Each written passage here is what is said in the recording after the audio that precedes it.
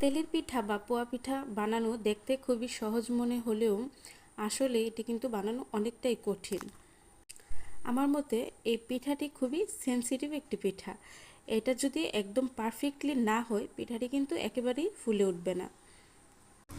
এটি বানাতে চুলার আঁচটা যেরকম পারফেক্ট হতে হয়, আবার গোলাটাও কিন্তু পারফেক্ট না হলে পিঠাটি হবেই না। পিঠার ব্যাটারটা একেবারে পাতলাও হওয়া যাবে না, আবার খুব বেশি ঘনও হওয়া যাবে না। একবার যদি সব কিছু পারফেক্টলি ঠিকঠাক মতো করে নেওয়া যায় তাহলে কিন্তু খুবই অল্প সময়ের মধ্যে অনেকগুলো পিঠা বানিয়ে নেওয়া যায়। আমার পিঠাগুলো খুবই সুন্দরভাবে ফুলে উঠেছিল, খেতেও খুবই মজা হয়েছে। প্রথমে যদিও কিছুটা সময় লাগছিল, তারপরে কিন্তু যখন একদম ঠিকঠাক হয়ে গিয়েছে তখন কিন্তু আমি একসাথে অনেকগুলো পিঠা বানিয়ে নিতে পেরেছি।